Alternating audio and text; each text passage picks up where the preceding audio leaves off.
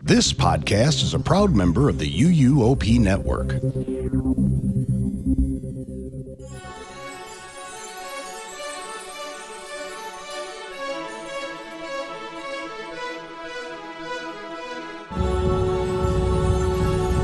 This is episode 678 of the unofficial Universal Orlando podcast for September 2nd, 2025.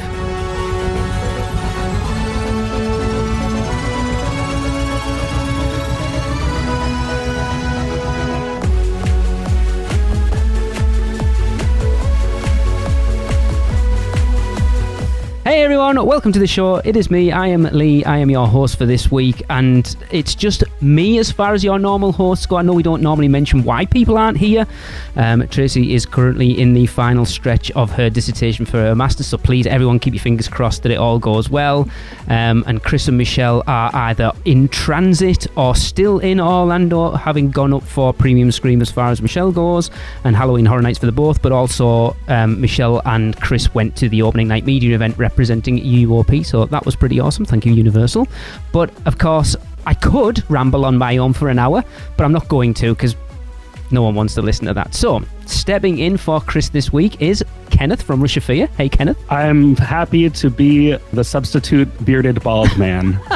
It works perfectly, actually. I never even considered that. And stepping in as our Michelle this week is listener and producers club member Amy Lara. Thanks. I'm so happy to be here. Thank you so much. I'm so excited. You're welcome. And then stepping in as my surrogate wife, is that weird to say that? Is Mrs. Becky Tyler. Hey, Becky. Hey, Lee. I'll take it. Becky's, you will hear Becky's other half later on. I don't know how many people actually know that. But I don't know. Amy, but they know now. They will do. We'll definitely mention it. Amy, this being your first time on UUOP, people need to get to know. Actually, I'm going to give you a chance, Becky, as well, because we discussed earlier that it's been a long time since you've been on. And Kenneth, everyone knows you by now, because if you're not, he's got like 3 podcasts. Did we decide 2 or 3? 2. 2 on the network, but 3 in existence. Yes. So everyone knows who Kenneth is at this point. But Amy, I need your current favourite Universal Orlando theme park. Ooh, okay. My current favorite Universal Orlando theme park. Obviously I want to say Epic, but I've only been once. So, honestly, with HHN going on, I'm just going to go with the OG, or Universal Studios. Becky? I have not been to Epic yet. Of going course. in September.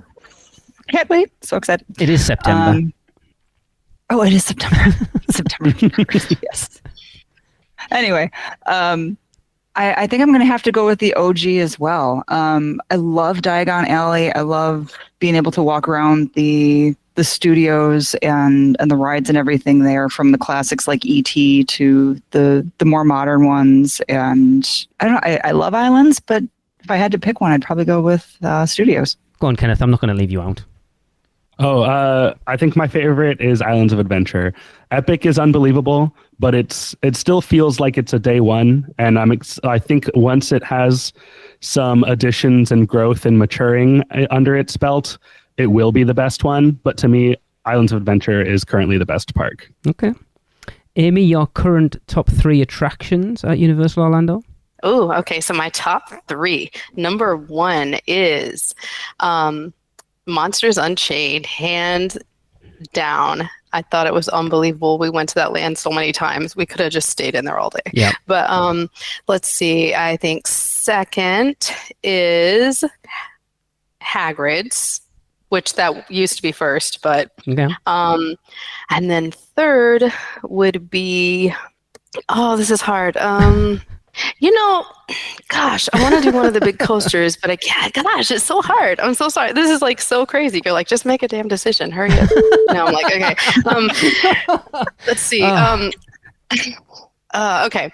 I'm going to go with, I know this sounds weird, but the Spider-Man ride, just because we have so many good memories from like our, when we took our boys when they were little, like we did Universal instead of Disney. So we've always, that's always been my favorite. Okay. That's not weird at all. No.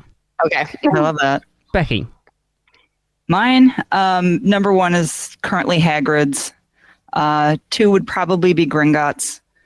And I think I got to go with Spider-Man with 3. Again, kind of with Amy. I love the memories that we've made on that one, and love the simulator. It's just so much fun every time we do it. It's so interesting that I feel like Becky, it feels weird that like we're talking and you're not mentioning anything from Epic, but you forget, especially from my perspective, that there's still a lot of people out there who haven't been. Yeah. Kenneth? Yeah, we haven't had a chance to get down there yet. No. So 3 weeks. I can't wait. Kenneth? So can't wait.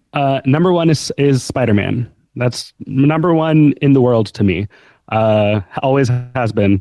And then number 2, Monsters Unchained, and 3 is a really, really tough call between Velocicoaster or Stardust. That is a tough one. I go back and forth which one I like better. I think it's just whichever one I rode more recently. Fair enough. So yeah, I might just leave it at that. Okay, that's fair. Amy, back to you. So your favorite park icon. So we're talking Lighthouse, Volcano, Globe, or Kronos. Oh, you know what? I have to go with the Globe. Okay. The Kronos is a nice second because it's just so cool, but like it's, like Kenneth said earlier, it's just still kind of new. But the Globe is just, I love it. Cool. I like and I know that some people think the Hollywood Globe's better because it was like more the original one, but I just like the blue. I don't know. I like the colors. I love it. Becky? Yeah, I got to agree. I love the Globe. I love the Volcano, admittedly, because I do love Volcano Bay, and it's so beautiful and so relaxing. But when I think of Universal, it's the Globe. Kenneth? It's between the Lighthouse or the Volcano. That's really hard. Wow. Yeah, I'm probably gonna just go with the. Dang, I don't know. Probably Volcano. Actually, I think I think Krakatoa is amazing. Okay, that was interesting. Okay, and then finally, the most important question: butterbeer, hot, frozen, or regular? Amy. I'm the weird one here. It has to be hot. That's not weird. That's the right answer. Oh, okay. Absolutely. Also team hot. Yeah. Yeah. Also hot. Nice. Oh, yes. Oh, perfect. I love it. Team 4 for hot. 4. Love it. Yes. Cool. Right. Now you kind of know my guest hosts a little bit. Let's move on. Becky, will you give us our first batch of Producers Club birthdays, please? I would be happy to. On September the 4th, we have Leanne Lessard. Happy birthday, dear. Happy birthday. Happy birthday. Happy birthday. And on September the 6th, we have Derek Dmitsra. I apologize if I get that wrong. Happy birthday, sir. Happy birthday. Happy birthday. Happy birthday.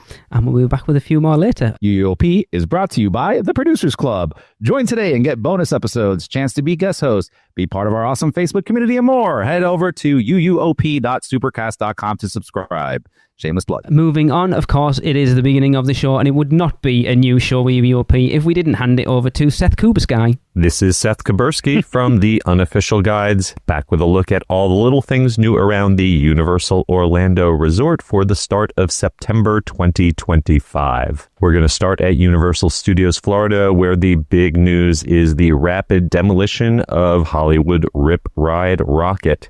It's only been closed a few days, and it's already being torn down. In the process, they have also torn down the facade of the Guggenheim Museum at the end of the street by the New York Public Library. Speculation is a new show building for the new attraction will be going up right there in that corner.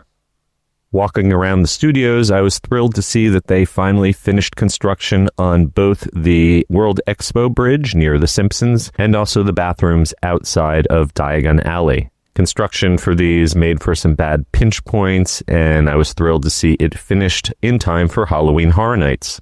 Speaking of Halloween Horror Nights, I got to attend opening night with a RIP media tour and had a fantastic time. I think it's a really strong year, especially the scare zones, which have gotten a huge upgrade. A few things to note, they've installed a photo op for the Black Phone 2 over in the San Francisco area near where they have a dance club at night. And Louis Pizza in New York has been transformed into Freddy Fazbear's from Five Nights at Freddy's. Unfortunately, they really didn't do much with the decor other than a few signs on the registers and a stand-up photo op. Also, a word of warning, the signature food item there is a slice of pizza topped with spaghetti and meatballs. If you try to pick it up, it will all just slide off into a mess. And while we're on the subject of Five Nights at Freddy's, on opening night, the line for that house exceeded 180 minutes before the event even started. So if you want to see Five Nights at Freddy's, your best bet is to do Stay and Scream and get in the queue immediately at 4 p.m. when it opens. All right, let's hop over to Islands of Adventure, where there are still lots of construction walls and scrims up around the port of entry area towards the park's exit. Skull Island, Reign of Kong, is closed for a brief refurbishment until September 3rd. And in Lost Continent, the photo op and prop displays for the live-action How to Train Your Dragon have been removed. However, the heraldry shop there is still selling How to Train Your Dragon merchandise. Inside Hogsmeade, as well as at the other Wizarding Worlds of Harry Potter, I noticed that the price of pretty much all the Potter drinks, from butterbeer on down, has increased by 50 cents. And the Hogwarts Express between the parks will be closed for some brief maintenance between September 15th and 19th. Finally, credit where credit is due. I've complained previously about the cool zones at Islands of Adventure. I'm happy to say I spotted more of them around the park as well as at the other parks, and they were using more powerful cooling fans instead of just blowing warm air. And while we're at it, why don't we take a trip over to Epic Universe, where the big little news is that Ministry of Magic and Minecart Madness have both added Express Access. This has increased the price of Express Passes and also somewhat increased the standby waits for those attractions. If you're rope dropping Epic Universe, whether or not you have early entry privileges for staying at an on-site hotel, I personally recommend skipping Nintendo entirely in the morning unless the only thing you want to do is play with the power-up bands. Mario Kart becomes completely overwhelmed, and folks start lining up for Minecart Madness even though it doesn't open up until 10 a.m. Instead, I suggest you line up on the right side of Celestial Park and wait for them to walk you into the Ministry of Magic. The previous times I've done this, it had been a flat-out sprint, so it's much nicer now that they're walking folks over to the Battle of the Ministry. If you're one of the first folks in line for the Harry Potter ride and everything goes well, you can be on and off of it before the park officially opens. I had a worst case scenario with a delayed opening and was still off the ride before 11 a.m., whereas folks who get in line when the park officially opens at 10 were faced with a 3+ hour wait. Your only other real option for riding Battle of the Ministry is to wait until late in the day. Often the wait drops down to an hour or less, but fair warning, it's also a very unreliable attraction and just as often may shut down and not reopen. Whatever you do, don't wait until the last second before closing because they usually cut the queue at least an hour or more before the official park closing. If you aren't that interested in Battle at the Ministry, your other best bet for rope dropping is the Toothless Meet and Greet, since that always develops the second longest line in the park and there are no express or single rider options. I didn't have the patience to wait an hour and a half to meet Toothless, but I am very happy to say that he is back in the Untrainable Dragon show. There was a period of time where he wouldn't come out and fly, but I got to see him soar overhead. For the best seats at that show, tried to sit in the back row of the front section or the front rows of the back section. Before we leave the Isle of Berk, I've got to note that the day I was there were some dragon drone sightings. I did not see them with my own eyes, but I did see pictures, so it looks like they are continuing to test those dragon-shaped drones that they teased way back when the park was announced. Elsewhere in Epic Universe, I was also happy to see that Stardust Racers is back to dueling 2 trains on a regular basis. There was a period of time where they were only running 1 train in the mornings, and the entire pre-show at Monsters Unchained: The Frankenstein Experiment is working again, with both the Victoria Frankenstein and Monster animatronics fully working. Finally, here's a hot tip for eating in Epic Universe. The best value meal in the park is the Blue Dragon's Children's Orange Chicken Bento Box. You can order it at the bar without needing a reservation, and they will serve it to adults if you ask nicely. It's more than enough food for a grown-up and is only $13.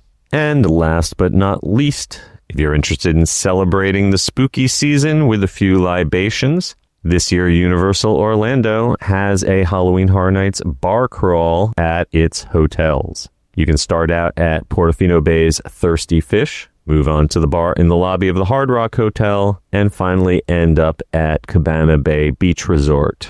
All three Lowe's properties are featuring Halloween-themed drinks and decor. Okay, that'll wrap it up for this time. As always, you can find me and my books at theunofficialguides.com, where you can pre-order the upcoming 2026 edition of The Unofficial Guide to Universal Orlando. And until next time, I am Seth Kaburski, keeping an eye on all those little things for you. A ton there again, as usual. Kenneth, you've been to Halloween Horror Nights this weekend. 180 minutes for Five Nights at Freddy's. Ooh. Yeah, I did not wait that long.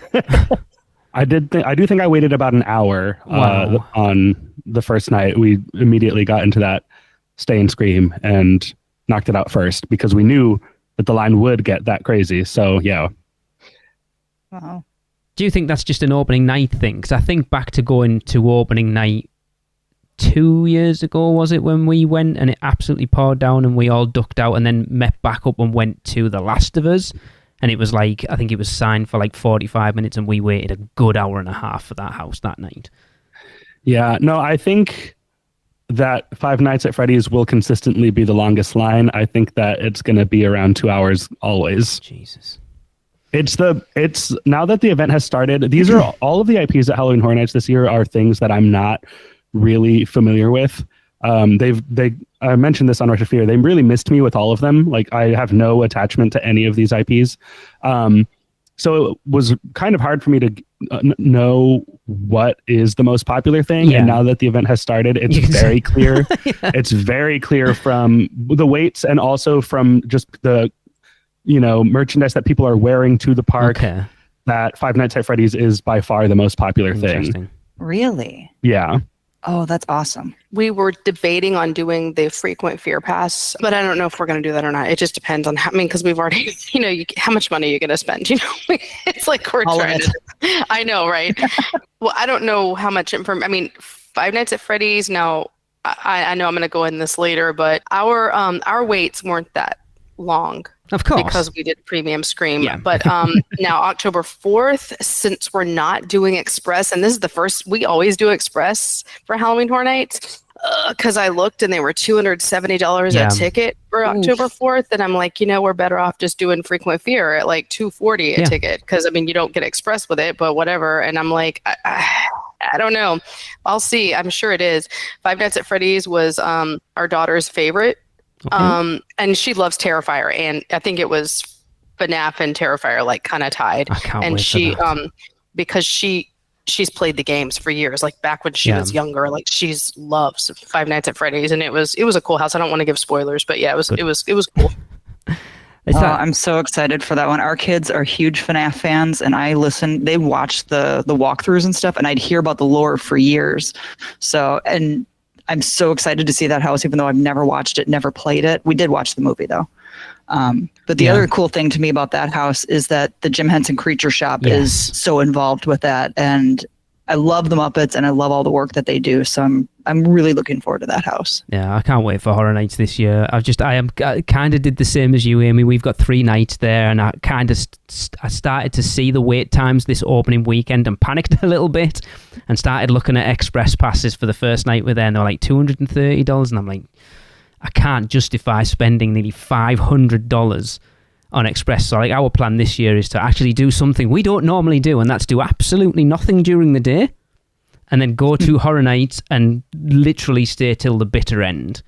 And hopefully all those kids that are coming in for Five Nights at Freddy's will have off by midnight and it might come down a little bit, but we'll see. I mean, yeah, there's a lot of kids there, but I feel like Five Nights at Freddy's has been a phenomenon for so long that a lot of people who were kids when it first came up are now adults. And are also staying till the bitter end. Those would be my kids. We shall see. We shall see. Scarlett, she's 20 now, so yeah. It seems the longest lines consistently throughout the weekend were Five Nights, always the longest. Terrifier is pretty long most of the time. Jason Universe is pretty long most of the time. And El Artista, surprisingly, was like last night on Sunday, consistently like 90 minutes. That's my favorite. So excited for that. That is my top good. house. It smells so good, like roses. I'm just gonna say that it's so good. Oh my god. The reputation is out on that house, and people know that it's a showstopper, and they're waiting for it, and it deserves it. But yeah, I did not expect to see an original with a line like that. But it's one of the best. Oh, I'm so excited now. That's been my number one house since they announced it. Seeing as though we're going to talk a lot of Horror Nights on this show already, let's move on just ever so slightly. Kenneth, you go to the parks quite often. Are you surprised how quickly they're ripping Rip Ride Rockit down? No, I'm not surprised by that at all. It's crazy. Usually, I feel like when something closes, the walls go up and the building starts coming down the next day. Like, that's pretty standard. So, it's just usually it's not a ride that you can see the track for from outside. Usually it's like, it's a while before you see the actual building start coming down, but I'm sure every ride, the day after it closes, they start taking it apart. We don't usually see the track. The interesting moment is when that lift hill comes down. That's when it's really going to be like, wow, it's just about gone. Yeah, that's when it's going to feel really real. Is not seeing that big loop and the lift hill behind the stage is going to be really strange.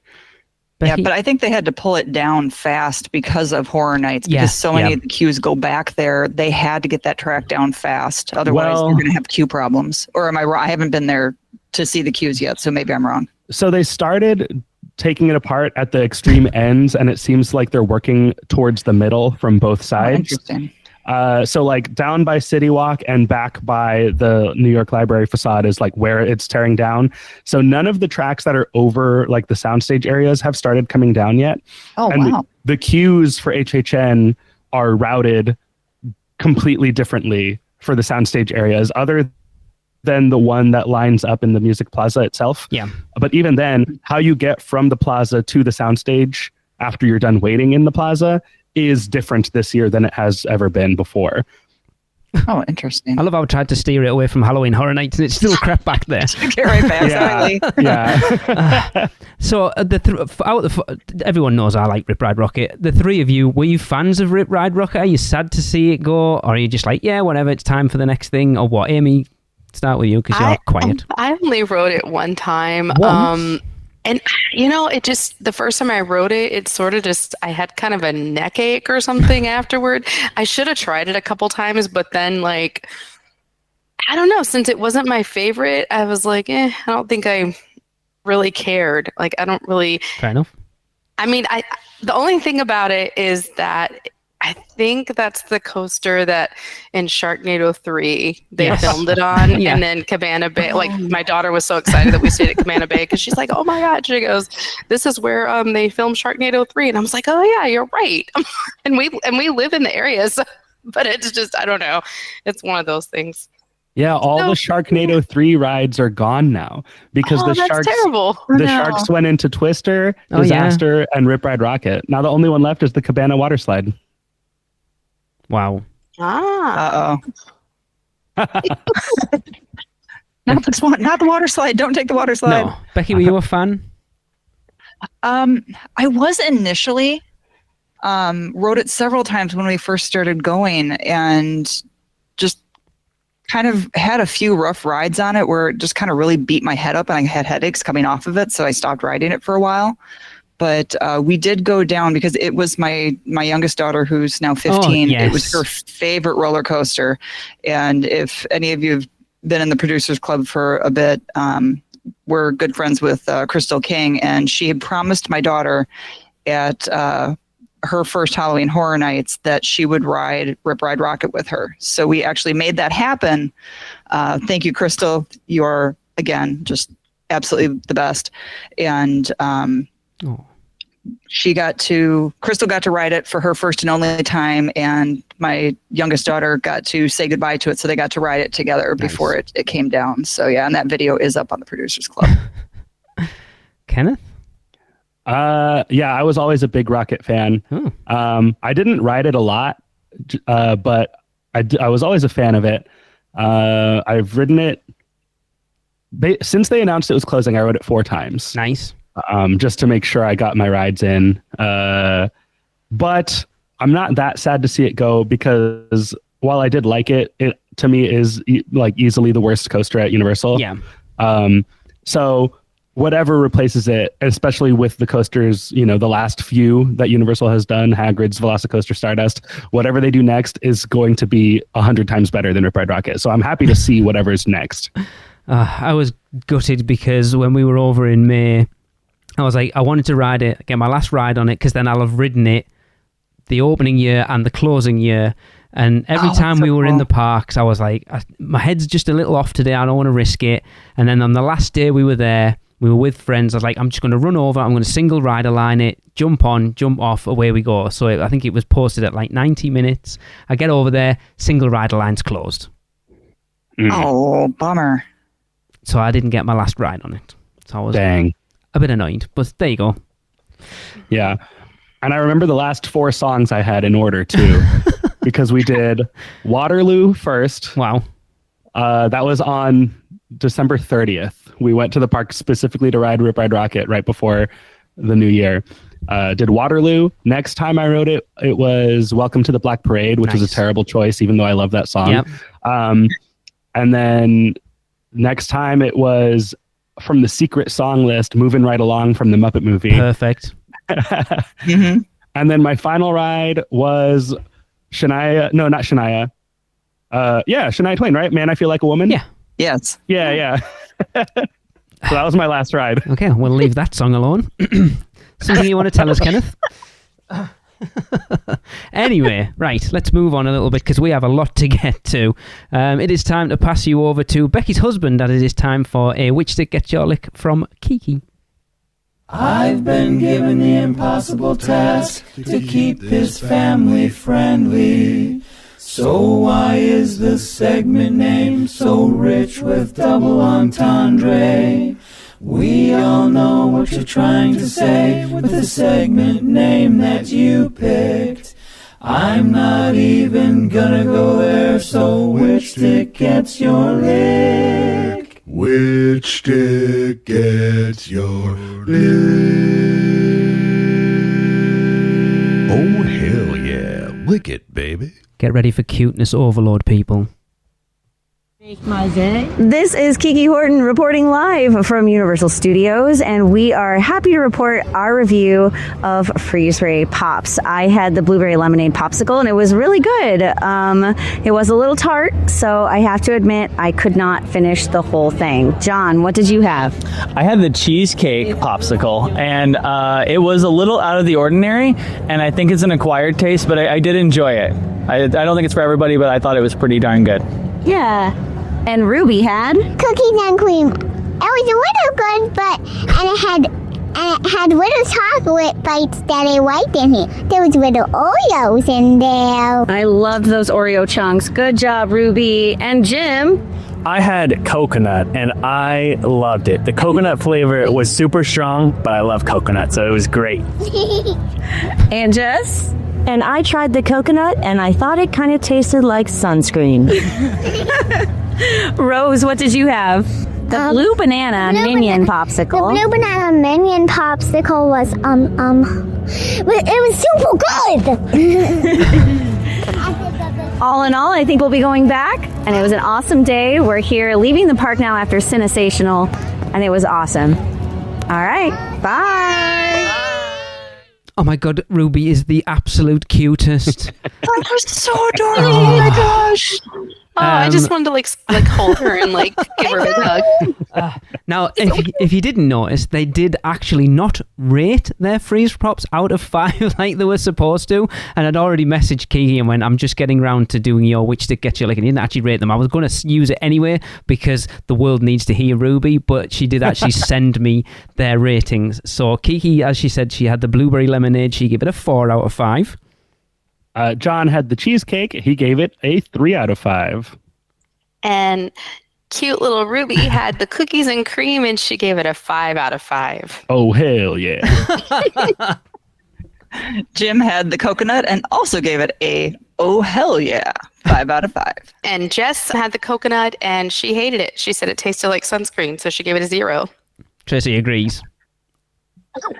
And Rose finished up with the blueberry banana minion at a 4 out of 5. Interesting. It's funny. I like that two people tried the same one and it couldn't literally be any different from each other. I need to go back. Amy, will you let people know how they can also get involved, please? Okay, well, the guys would love to hear you on the podcast. So to be part of this segment, all you have to do is head over to Freeze Ray Pops in Minion Land at Universal Studios Florida and sample as many of the popsicles as you can stomach or afford. Once you've sampled them, record yourself rating each one on a scale of 1 to 5. 1 being, oh, hell no. And 5 being, oh, hell yeah. And send those recordings to the podcast at UUOpodcast.com. And for the most authentic review, record your thoughts while you're still in the park. I love how Jillian's oh hell yeah no, oh hell no still get a giggle out of everyone even though they've heard it a million times. Chris laughs every time we do it. It's hilarious. Jess gave the coconut less than a no hell no. She gave it a 0. That's true actually. Yeah, I've just realised, 0. We don't have a 0. We said 1 to 5. We might have to ask Jill on that one, yeah. Would that be a hell no? Yeah. Anyway, moving on to more Halloween Horror Nights. Sorry, everyone who hates Halloween Horror Nights. As we've already alluded to, Premium Scream took place at at Universal Studios Florida last Thursday. Michelle was there. Kenneth, I'm sure you guys are going to talk about it much more on Rush of Fear at some point. But as Amy was there, we kind of wanted to hear, because I remember Michelle coming back from last year's, and I quote, she said, "It is the best night at Halloween Horror Nights I have ever had." And I said to her that night, it will never ever be like that again. Amy, was it like that again? Did you go last year? I did not go last year, and I actually decided to go this year because of Michelle's amazing review. Oh, do you? Yeah. So, no. I'm actually I'll go ahead and preface everything first. I'm actually happy with our decision to go. Because seeing the queue lines on videos now, and it was way better. Yeah, so I don't have anything to compare it to except for what people said, since I didn't go last year.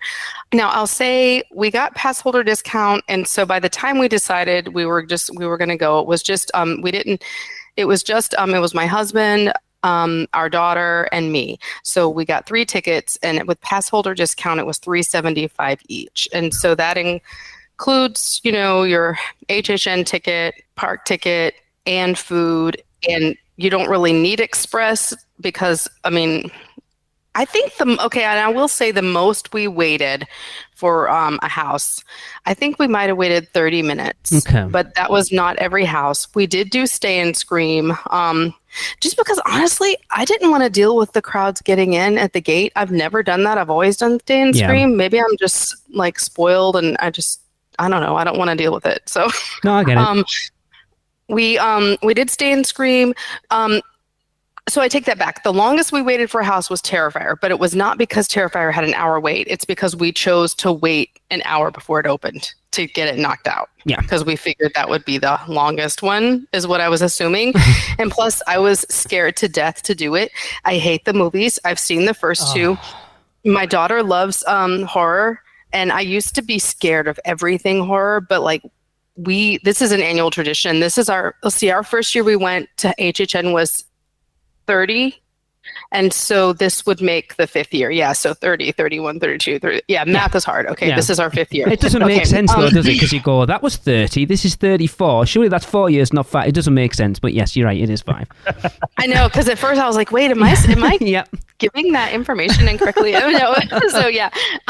So, and it's kind of helped me because, even though it is scary, I feel safe at Universal, and it's actually not the scariest thing you could go to. I mean, there's way scarier events, and, and that's the thing, I think, and there's just such an appreciation for if you see the movies, and there are movies that I had never seen before, but now I watch them, and, just so I can get an appreciation for all of the sets. I mean, they do a phenomenal job with everything. Now, last year's wasn't as good. Like, not Premium Screen, but just HHN. I didn't really, it wasn't my favorite year, but you get those. It's not like it was the worst either. You know what I mean? Yeah. Okay, so we did Stay and Scream, did the Terrifier house. Then we did like 3 houses off the bat. We did FNAF. So yeah, we didn't have to wait that long. And the only thing we did not do during Premium Scream was see the show. And it wasn't because we didn't want to or the waits were too long. It's just, honestly, I mean, I'm getting old, I think, and I was just so freaking tired. Like, I need to ask a question. Amy, how old are you? I know you're not supposed to ask, but I need to know in reference now. So I'm 49 years old. I'll be 50 next year. Yeah. Yeah. We're a very similar age at that point.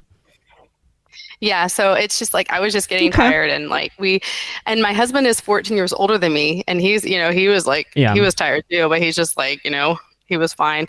He's a man and keep going until we fall over. I know, right? Like, well, I think too, we did get poured on. Yes, it did. So at first, my daughter was kind of sad because she wore her whole art costume, and like she made her own, she didn't make the corset, but she designed it. She bedazzled it with red bloody things, red rhinestones, and because she does wig design and stuff like that, and she's like super creative. Like, we do a lot of cosplay and stuff like that, and we go to different cons out here in Orlando. Well, so she was so excited to meet Art, and she goes, well, gosh, if it keeps raining, we're going to not see any scare zones, and none of the characters are going to be out, and I think that's the worst part of getting rained on. But then the rain stopped, and we got to see all the scare zones and everything, and it ended up being fine. And she saw Art twice, so I even got some videos of her playing patty cake with him, and it was awesome. It was so cute. It was just, and I have that, oh my gosh. And I tell you what, I have that Clown Cafe song stuck in my head all weekend. I've been singing it like all, welcome to the Clown Cafe. And I'm just like, I can't get it out of my head. And I'm just walking around cleaning the house, humming it. And she's like, are you singing Clown Cafe? Yep, I am. And so she's like, oh, I like that you are. I'm so happy you like Art now. And I'm like, well, I wouldn't go that far. But yeah, he is very charismatic. And I can see it. I can see it. It's an abusive relationship type of thing. I don't know. That's a terrible thing to say. But it's just that kind of mentality. Yeah. Yes. So, we got rained on. And normally when I go to the parks, I'm a weirdo. I think flip-flops for me, or sandals, they're just so much more comfortable than sneakers. But I wore sneakers this time, or what you guys call trainers. And I was like, okay, it'll be fine. And now I know why. Yep. My feet were slushy and gross with the rain. And I'm like, this is why I wear flip-flops, because they're going to dry off. And I'm like, this is the worst thing in the world. But it was fine. I just tried to forget about it. And we just embraced the rain at this point. And we had ponchos. It was fun. Then it stopped. The food lines were long, but I think it was the specialty food lines. And I think all in all, I think we will try to do it next year, depending on the price. Yeah. Because if you're focused just on the specialty food, which was what we did, that's when the lines were longer. I think if we would have gone to like Mel's Dine, Simpsons, they had the food included. We did do the, Louis, which we got that weird spaghetti pizza, but it was okay. Okay. I don't know. I think those lines were shorter. And you kind of forget that there's more included than just the food booths. Yes. And I think we just didn't know how to navigate it as well as we should have, It's going to be interesting to hear, because obviously you're going from the perspective of never been before. So your expectations are what they are. They were lower, I guess. Yeah, So I didn't really have anything to compare it to. Whereas Michelle's review of it is going to be very different, having gone last year, because I've seen a lot of complaints online about, but oh my God, this is not a premium experience. But I think you kind of already said it, and Kenneth, with you being there this weekend, that compared to an average night at Horror Nights this year, that still was a premium experience, even though compared to last year, it wasn't. Right, exactly. I have these two guys that were behind us online. It was so funny. In Terrifier and FNAF, we kind of hung out with them for the first, I don't know, half of the first couple hours we were there, I guess. They were from Chicago and they'd never been to HHN, and so they did Premium Scream. They found one of my videos and they commented, and they were like, and he goes, we actually enjoyed it. We did all the houses, we saw the show, and we tried so much food. He goes, so I think they liked it too. So I think you're right. If you have never been and weren't expecting it to be only like 3,000 people in the park, and you weren't exactly sure. I mean, it was still a lot less people. When you're walking, you're not running into so many people. We still had a great night, honestly. It was fine. We had a great night. Yeah, I'm really interested to see Michelle's, because it's that thing of like, we know last year that it didn't sell out, and so this year with it selling out, there was a lot of conversation based around, so Universal have said it is a premium event, it will be limited capacity, pulls through the houses, blah blah blah, and it's like, you can't hide away from now what you think is a premium event, because the event is sold out, so people are going to see exactly what a limited capacity event is, because it's sold out. When normally if it's not sold out, then you have no idea. You don't know how many people are in the park or how many tickets they would have sold. But when you know that they've sold all the tickets they can sell, then you're going to find out what it is. And I don't know whether I would have paid that price and been happy with it personally. Yeah, I think it's the food that's included, and I mean, we did not eat enough to justify it. But there have been times we have. And I think it's just that I was so excited. I wasn't as hungry as I normally am. And so we just sort of, but there's ways to do it. Like, you've got to go in with a plan, haven't you, really? Yeah, you kind of have to go in having a plan. I do. And here's the thing. I heard that it was 7,500, but then I also heard a rumor that they were selling them at the door. I don't know how true that is. I think they would need to cap it at how it was last week for this year, and if they sell any more than that, then it may not be worth it. That seems quite a lot. Kenneth, obviously, is someone that goes to the parks all the time, and Becky's someone who doesn't. Is Premium Scream something you would do? I don't think I would. As a local and like a frequent fear person, to me, I don't feel the need to pay the premium to have that special access, because I know I'm just going to have regular access for the whole event.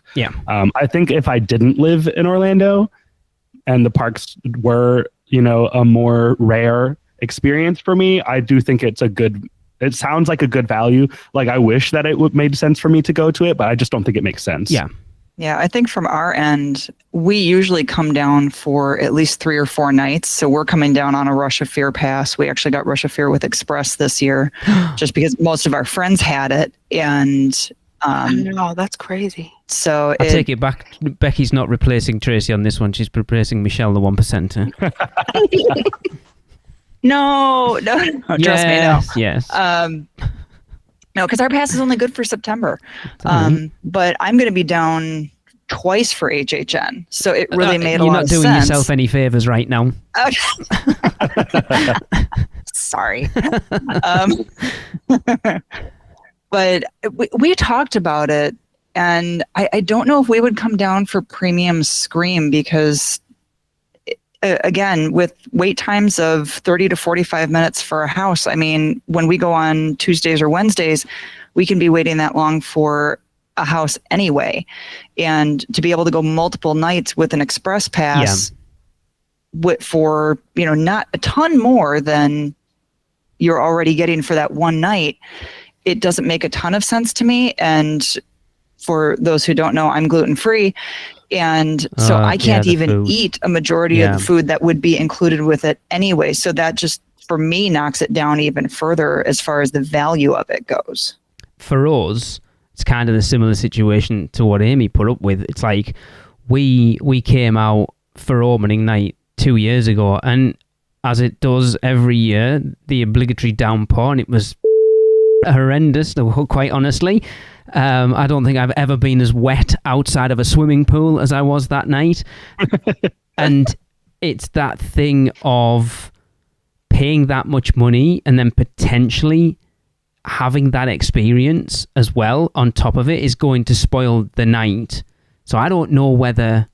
Like I've said this before, I thought it would be interesting if they started doing these rather than just a one-off before the event, sort of dot a few Monday nights around the event during the event, like a random Monday in September and a random Monday in October. They'd be more likely to do it with then, because you can't guarantee the weather, obviously, but I think you would have more chance of getting decent weather, because like we've watched a few vlogs from Premium Scream this weekend, and it's Horror Nights when it rains is miserable. Mm-hmm. And then it kind of ruins unless you're prepared for it, which, let's be honest, most people aren't.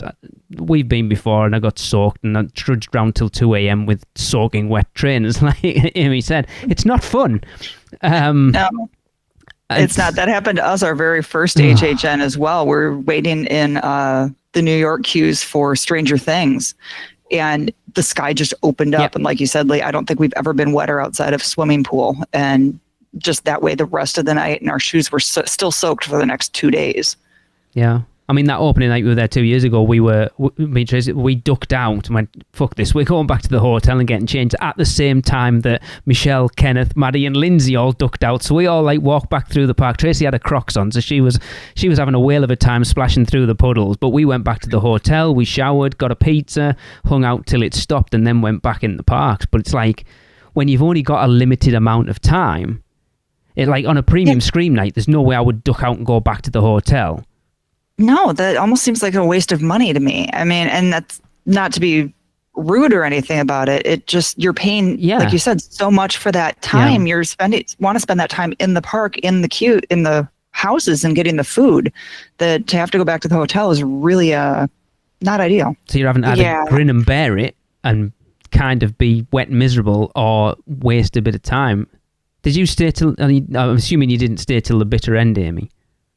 No, we were planning on it because we did a staycation and stayed at Cabana Bay for a couple nights just so we wouldn't have to worry about driving back. But we didn't even drink that much either. That's the thing. Like, we were like, oh, we won't have to worry about driving home, and we'll just, do whatever. And I was so spent. I think we left at 12:30. So we left. I mean, I don't know. I was like, what is going on? But then we did get there at like 4, first day in Scream. So if Tracy tells me at 12:30 she's going back to the hotel, I'll go, I'll see you in a couple of hours, because I am not leaving until at least 2 a.m. Cool, right. Yes, I'm very interested to see what Michelle thinks of it. But as I say, online over the weekend, the reviews have not been very nice, to say the least, to be honest. But do you think that's just because people are complaining about everything, though? I mean, if you get on there, they're like, they're complaining about the regular days too, and it's like, what do you expect? You're gonna wait. I don't know. It's just what it is. I think a lot of the complaints were coming from people who were there last time, though, because I know a number of people that were there last time that were very disappointed in the less than premium experience of this year. Yes, Mr. Albers has been very vocal on his complaints about this year, but he went last year as well, didn't he? Mm-hmm. Yeah, right. Okay, well, thank you for that, Amy. I much appreciate your review. And interesting, like I say, getting a perspective of someone who didn't go last year, because I think that will taint your overall view of the event for definite. I think, like you said earlier, I think it's just kind of how your mindset is too. Agreed. I think because, we were super excited for the weekend because, took a couple days off work. So I was like, all right, this is going to be great. And I think when you're just really excited for something, it can, I guess it can have the opposite effect too, either your expectations. But if you don't really I didn't really know what to expect. I was hoping it was supposed to be less people, like they said, but I don't know. It was like I said, I think you just kind of have to have a plan of attack, but I don't know, maybe we'll do what Becky did and do it next year, because that sounds like she probably spent about the same amount, and then she's getting the frequent fear pass and stuff, so that's probably that might be smarter. It's a time thing, isn't it? Because some people don't have the time to be able to buy those multi-day tickets and go multiple times.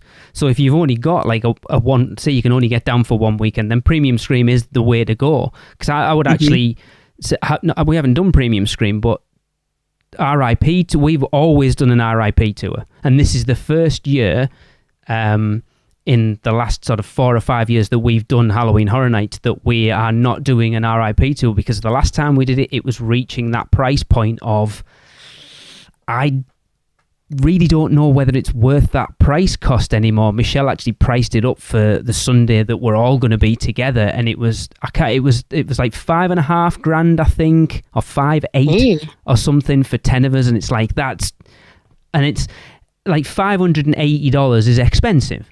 And you think about Premium Scream at 400 and whatever it was, you got 375, but I think at one point it was 450. You're getting all your food, that and all of that rammed in. But with an RIP to it, it doesn't include your admission in. You get food, but it's not everything. It's a very limited amount of food. Yeah, you get backdoored into everything, but there's so many. Chris has said it before. There's so many RIP tours going now that it's not the benefit that it used to be. And then it's like, for someone like me, it's $580. Plus Tracy as well, so it's nearly it's over $1,100 for the pair of us, plus our tickets on top. It's so expensive. I think I would do Premium Scream over an RIP tour at this point, a private one, obviously. Yeah, I think I agree with you on that one. Yeah. We've done one RIP, and I think it depends on your RIP group too, because like for that price, if you're only getting through 10 or 12 houses, that's a lot of money for just getting through the houses once. Our group, we did 21 houses that night. Jesus, we've never done that many. Wow. I need to be part of that. We walked our feet off. I think I've done that too. An RIP where I think we just did each house twice in a row each time we did one. Yeah. And then we did the whole park, and then we were like, okay, well, there's still time left. Let's go back and hit the favorites. So we ended up doing, well over 20 walks. Wow. Nice. That's awesome. Right. I would do that for an RIP if I'm with a group that I know we're just going to slam the houses again and again. Then it gets to be worth it because you get so many run-throughs. But I think that's my problem, is my group are all drinkers, so it's like stopping for drinks every 5 minutes. It's like Chris. We got our drinks in. Chris can't walk past a bar without a drink. You heard his story of going into Epic for the first time. That Alexa's like herring off to Super Nintendo World and turns around and Chris is behind her trying to get a drink. She's like, Was it the Tiki Bar? I have no idea. It was a bar. He just passes a bar. Chris doesn't care what bar it is. As long as it's got alcohol, Chris is there. I know he loves tiki bars. I keep trying to get him to come up to the one in Chicago, but he hasn't been able to come up yet. Anyway, moving on. I wish to go to Walt Disney World. When you wish upon a star. The Gryffindors creak and the tombstones quake. Tombstone towers swing and wake. Please stand clear of the doors. Por favor, manténganse alejado de las puertas. Where can our vacation wizards take you? Just tap the port key at portkeyvacations.com and let the magic begin. Continuing in the same vein, Kenneth, I know you talked about it much more in depth on Rush of Fear and also on Big Dumb Stuff, but I want to get a little UUOP review. You went over to Las Vegas just after opening for Horrors Unleashed. We've watched a few vlogs. It looks pretty cool. I kind of like. We've never been to Vegas. It's not somewhere that I would make a journey for this specifically. But how was it? Because I don't think I've actually heard your review of it yet. I don't think neither of those episodes of Rush of Fear or Big Dumb Stuff are out yet. So this will be the first podcast where I'm talking about it. So consider this a preview of the other two episodes. Yeah. I like it. I like it, but it's a lot of like caveats of like, provided this, then it's good, and like So which ticket did you get, Kenneth? We got the unlimited access. Okay, was that $99 plus tax? That's the starting at. Oh, So okay. I think we ended up paying like $140. Okay, wow. For for the day at Horror Unleashed. So I think the number one thing to know going into Horror Unleashed is when they announced Horror Unleashed and Universal Kids Resort, they changed the name of Universal Parks and Resorts to Universal Destinations and Experiences. Yes. And, Universal Orlando Resort, Universal Studios Hollywood, those are destinations. Horror Unleashed is an experience. I would not base a trip around it, even though I did. But I wouldn't, and I would. Halloween Horror Nights is your entire night. That's what you're doing that day. And Horror Unleashed is not meant to be the thing you do that day. It's like any other Vegas attraction where you can fill your day with 2 or 3 different things that you're doing that day in Las Vegas. It's like if Halloween Horror Nights didn't exist in Orlando, it's the kind of thing you would see on iDrive with a bit more, you know what I mean? Not a cheap version, but that kind of thing. Yes, that's a good way. So while we were there, at a certain point, I had the thought, we had kind of finished the 4 houses. We had gotten a sense of the building and what there is to see and do in there. And I was like, oh, this is so much smaller than Halloween Horror Nights. And of course it is. Yeah. You look at it and you're like, it's 4 haunted houses and 1 show and a couple bars and food options. But you hear that and you're like, yeah, it's less. But then you're there and you're doing it and you're like, oh yeah, it's less. Huh. So I would definitely say if you are, especially if you are in Orlando, Halloween Horror Nights is your main haunt, that Horror Unleashed is of dubious value to you, I think, because they have the 4 houses there are Universal Monsters, Scarecrow the Reaping, Texas Chainsaw Massacre, and The Exorcist Believer. And all 4 of those houses are essentially the Orlando versions of those houses. Do they feel different? Because I wondered, obviously, the Orlando houses are temporary structures that go up for 2 months a year and then come down. Did they feel different with these being permanent haunted houses? Yes. They definitely feel more permanent. I was walking through Exorcist Believer, touching the walls and being like, whoa, these feel like real walls. They don't feel like plywood. This is cool, And there are things about it that yes, because it's more permanent, they're able to put more technology into it and more, care and it feels like there's more money was spent. You can feel it in it. But then also, for me, Texas Chainsaw Massacre, I felt like it felt a little bit too good. That should feel grimy and gross. And I was like, it feels clean in here. I don't like that, Okay. But yeah, they pulse your groups through the line. Each house has a themed queue, which is really cool. That's honestly one of the most impressive things to me was the themed queues for each house are very cool. I think the capacity is managed to be pretty low because they do pulse the groups and the lines were never very long. And around 8 p.m., it was pretty packed in there. And the lines for the houses were still not very long. So I think they managed the capacity pretty well. Or maybe it just, wasn't sold out. I don't know. And it could have been more crowded. But one of the coolest things. So yes, these are the Orlando versions of the houses. It was the Universal Monsters house from 2019. Basically is exactly the same. Okay. Exorcist Believer, exactly the same. Just feels a little bit more permanent, more technology. Certain effects are changed. Certain characters are added to better reflect the movie. But it's the same house, essentially. But what they do that's so cool is because your group is pulsed and it's just your group going through, at a certain point in each house, there is a moment where they will close the door in front of you. You cannot leave the room. They will tell you to stop. And then a show moment will play out in the room. Oh, that's cool. It's really cool. The Scarecrow the Reaping one, we only got 2 of them because the staffing wasn't there for the other 2. So we only saw the show stop for Scarecrow and Exorcist. The Scarecrow show moment was the first one we saw. It was the 3rd house we did. So we didn't know that this was possible. So it really caught us up by surprise. And what they did, I don't know if I want to spoil here. Yeah, I think I do talk about it on the other shows, but here I won't say what they do, but it really literally blew us away. Awesome. Yeah, they do some really cool stuff. So I think the houses are the highlight of this thing. Just know, if you are familiar with the Orlando versions of these haunted houses, they are the same for the most part. So take that as you will. Like, I know people have said they were disappointed to see that it's the same house. To me, I'm like, hey, I know that if I ever want to go back and see that 2019 Universal Monsters house, I can go to Las Vegas and see it there. Yeah. That's good. That's good to me. Yes. The show was underwhelming. I agree. I watched it on YouTube. It was kind of eh. It is the most scaled down Jack show that has ever existed.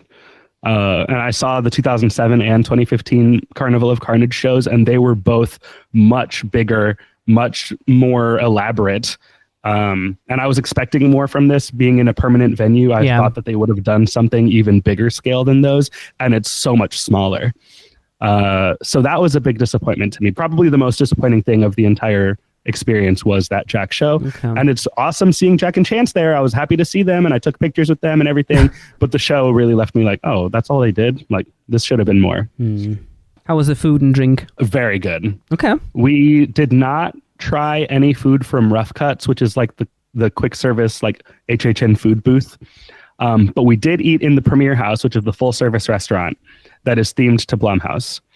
The theming of the restaurant is very boring. It is just a big open empty room with a couple like photo backdrops for Megan, the Black Phone, and The Purge. Of course. So far, Megan is the only character that actually does come out and like interact with people in the restaurant. She comes out, she dances, a line forms for pictures with her, and then she leaves. And then we were like, ooh, is the grabber coming? And they were like, so far, Megan's the only character. We've heard that they're working on getting more, but right now that's all there is. We were like, oh, okay, that's a little disappointing, but it'll get there, hopefully. But the food was so good. Like, good.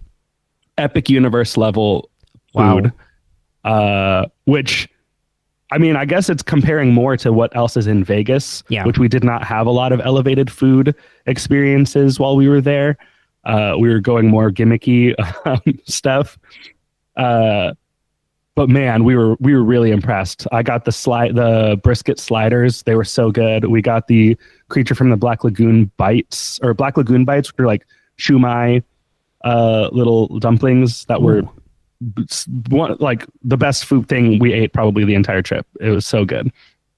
So yeah, there's a lot of pros, and there's a few things that I think can be improved and probably will be improved. I really hope there's room in the building to add a permanent like theater and like stage for a bigger scale show, but I don't know if there is room for that. I will say the space feels a lot smaller than what it looks like it will be from the outside. Like the open, they've been advertising like 4 distinct themed areas, and I think that's way overselling the areas. We got to the 3rd themed area before I realized that we were not in the first one anymore. Wow. Yeah, I was like, oh, I guess the light is a different color, but other than that, it doesn't really feel like there's a distinct border or difference between this and that. Okay. But there were characters walking around, roaming around, trying to scare people. It was really cool. Characters that you can talk to that I definitely encourage talking to, because all of the storylines of what the building is are discovered through talking to these characters.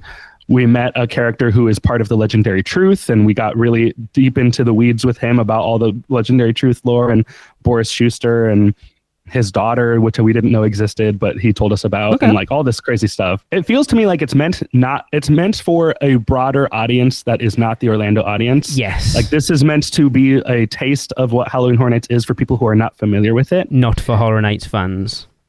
Yeah. Yeah. And sense. I think the only thing that kind of contradicts that is the fact that when Jack shows up on stage, he says Jack is back, to which most people will say, who are you? Yeah. Back from what where? Do you mean? Amy, Becky, is it somewhere that you would visit? Is it that you would make a pilgrimage to, or would you check it out if you happened to be in Vegas?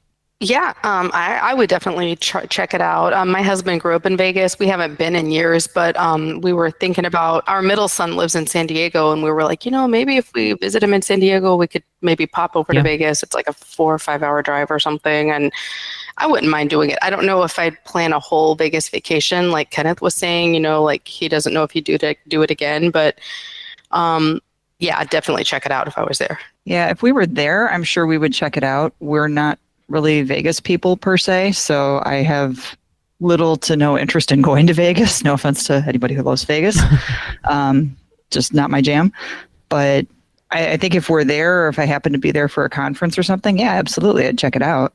It's going to be interesting to see how it goes, especially with them announcing the one in Chicago before this even opened. But yeah, I love the idea of it, and I love of putting pop-ups like everywhere. Like, why not? Why wouldn't you? It's not that us Horror Nights fans want more people at Halloween Horror Nights, but from a marketing perspective of Universal trying to get the word out even more about Halloween Horror Nights, it's the perfect marketing tool.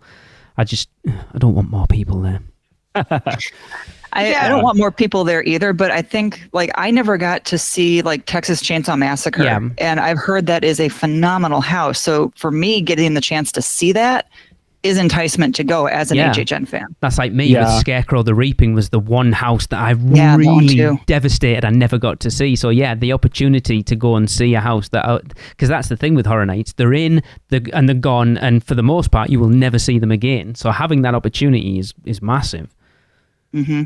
Yeah, Scarecrow is one. Scarecrow and Texas actually are the two houses where I noticed some differences between the original versions. Like Texas Chainsaw Massacre felt like it was a combination of the best moments from both 2016 and 2021. And then Scarecrow the Reaping, I don't know what the Hollywood version of that house was, so I can't say whether they pulled inspiration or designs from the Hollywood version, but there were definitely some differences from the Orlando version. I still think it was the best house in the building. And that seems like a really weird statement, by the way. It's the best house in the building. It is. We were looking at that building from outside like, wow, it's so huge. And then we got in there, we're like, oh, this is it. It's so small. Like, why aren't we using the rest of this? But then I remember there's got to be backstage dressing rooms, costuming, offices. Mm-hmm. Yeah. I'm sure they have a health services in the building, all this stuff. I was a character. So I, know everything that goes into the backstage and running of these things. So that all has to be in the building too. So I was like, okay, I guess, that's on the food service areas too. Yeah, exactly. The kitchens, there's so much stuff that we don't get to see that's part of the building. So I'm like, all right, I guess I see that, but it still feels like this building is way bigger than even what that would require. So I hope there's room to add to it. Yeah. I hope there's room to grow it, and I know that things will evolve over time. But yeah, if you're in Vegas, check it out. I think it's worth seeing. The tickets, we spent from 3 o'clock to 10 p.m. in there, and I don't know that I would necessarily recommend that either. Oh, okay. But I mean, we had the unlimited access, so we did each house 2 or 3 times. Why wouldn't you? I think if I only got to do each house once, I would have felt a little bit ripped off. Yeah. We really got our money's worth as far as time spent in there and seeing the houses. So I think it varies how much mileage this gets for each person. Us being the diehard Horror Nights fans that we were who went, I think it was worthwhile. And we saw a lot of other stuff in Vegas that I had been wanting to see for a long time. So the trip felt worthwhile overall. Yes. But yeah, this is not a replacement for Halloween Horror Nights, and it is not equal to Halloween Horror Nights. It is definitely a smaller experience that is part of a trip that includes many other things. Okie dokie. Cool. Do we know if they're going to replace some of add different houses every couple of years or change it out? Have they said that yet? Bearing in mind it's just opened, I don't think they're going to announce that anytime soon. Yeah, they haven't. They don't look like they're meant to be replaced personally. Okay. I'm hoping there's a space for a 5th house to go, and there was this weird hallway that led to something that was being guarded, as if the Queen's jewels were back there. And I was like, what is back there? What are they guarding? Why are there 6 security people standing in front of these doors? And it probably did just lead to suspense. Yeah, it probably did just lead to backstage. But I'm wondering if a house could eventually go there, or somewhere in that area, back by the Jack's Alley Bar and the Premier House restaurant. That'd be kind of smart, actually, because then you could keep 4 houses open at any one time and just rotate out one as you needed. Yeah. Some of the servers also, we spent a long time in the restaurant and talked a lot to our server and the lady who was clearing our plates and stuff. We talked to them for 20 minutes each. And they were saying that from their understanding, there is an outdoor space that can have pop-up houses go. Interesting. That's cool. Like kind of like the sprung tents, you know, like they can put up a tent and put a house out there, like Hollywood style. That's cool. So they were like, yeah, like from what we understand, like that they can do like seasonal ones, or if they want to do like a Christmas house during that time of year. So like it seems like there is room around it built in. And I guess we'll just wait and see. But like, I don't anticipate that this is something I'm going to be like making return visits to. Okay. I will go see every new location that opens. Yeah. And like, I've been wanting to go to Chicago for a long time. And so now I'm just going to wait until Horror Unleashed opens. And I'm excited to see what houses they include there. Give us a call when you come up. Oh yeah, definitely. And I will also, I mean, after walking through Five Nights at Freddy's, I was like, if this doesn't end up in Chicago, like these puppets are so expensive and like good. There's no way they use this just for this and then they disappear forever. Like they have to end up in a permanent installation somewhere. And these Horror Unleashed are the perfect thing for that. I haven't even seen the house yet. I want that to happen so bad. I would be surprised if they made these incredible puppets and then they never use them again. Yeah. You know? Well, thank you, Kenneth. Appreciate that. Again, go and listen to Rush of Fear when that comes out. Go and listen to Big Dumb Stuff for different takes on a much more in-depth review of this. But it sounds cool. I definitely want to check it out. But we still have a bit to get to. So, Amy, can you do our last group of Producers Club birthdays, please? Oh, sure. All right. So coming up on September 12th, we have 2 September 12th birthdays. Dave Lewis. Happy birthday. Happy birthday. Happy birthday. Happy birthday. And Kelly Wood. Happy birthday. Feliz cumpleaños. There we go. I'll let Kenneth give you it. Happy birthday, Kelly. Love you. Happy birthday, Kelly. And then on September 14th, we have Adam Phillips. Happy birthday. Happy birthday. Happy birthday. Kenneth, we also have this show seems to be going on forever. There's so much as we keep going. We do have some prizes to give away. So do you want to, as our Rush of Fear Horror Nights person, would you like to introduce the draw, please? Of course, yeah. Back on episode 673, the gang had the pleasure of welcoming Mark Kleinhans, also a good friend of mine, to talk about Horrors Untold, and he kindly offered some prizes to promote the book. He offered up some Pumpkin Lord stickers and a Cary, Ohio poster, and the team asked people to send in their favorite icon or HHN lore, and they have been put into a randomizer, and it is time to draw for a winner. It is, because I think when we recorded last, I called everyone out who hadn't put an entry in because we'd only had one, and we got quite a few in after that, so I'm about to click the spinner. Ooh. And the winner is Jamie Selig. Hey! Whoa! Oh, it even did a round of applause. I like that spinner. Yeah. Congrats, Jamie. Please drop us an email, podcast@uuopodcast.com with your address, and we'll get you prizes in the mail ASAP. Yeah, congratulations. So that is going to wrap up the podcast. Thank you, Kenneth, Amy, and Becky. Jesus, my brain did a big fart there. I'm forgettable. What can I say? Of course, go and check out Rush of Fear and Big Dumb Stuff on the UUOP network, where you'll find Kenneth all the time. And as they always do, go and check out his band Pangolin as well, because we need the push to get them to be the Halloween Horror Nights official band. Yes, we want a show in the Fear Factor stage. Thank you, Becky. Thank you, Amy, for joining us. It's been nice of you to replace Tracy and Michelle. Our pleasure. Thank you so much for having me. That was fun. Yeah, and they're back next week, just so you know, so this won't be the last time you hear from them, because I'm kicking them the other three off for an extra week. But that is going to wrap up the podcast. Don't forget, we want you to rate the Freeze Ray Pops and send in your recordings, as well as sending us your how bad it is Fast and Furious Supercharged jokes. And of course, as it is that time of year, and we've talked about Horror Nights for the entire episode, why not keep it going? After you've been to Halloween Horror Nights this year, please send us in your house rankings from 10 to 1 for our listener rankings for Halloween Horror Nights 34. You can send all of that to us at podcast@uuopodcast.com, and we will see you next week. That's the end of another stellar episode of UUOP. Use the Flu Network to give you access to us on Facebook, Instagram, X, YouTube, TikTok, and Pinterest. Just search UUO Podcast. And check out our blog at uuopodcast.com for everything else. Send your owls to us at podcast@uuopodcast.com. And if you want to join the Producers Club, jump down the warp pipe at uuop.supercast.com. It's alive on Apple Podcasts, Spotify, and everywhere else the podcasts are found. So please subscribe, rate, and review wherever you can. Dragons aren't the only way to get around. Email Michelle at portkeyvacations.com. She can take care of all aspects of your next Universal Orlando vacation. Listen to them, Children of the Night, the children of the UUOP network. Rush of Fear, Halloween Horror Nights podcast, the theme park duo for all your West Coast news and info, the Taste of Universal, Universal Orlando food podcast, and the Portkey Passport, an adult-centric Disney podcast.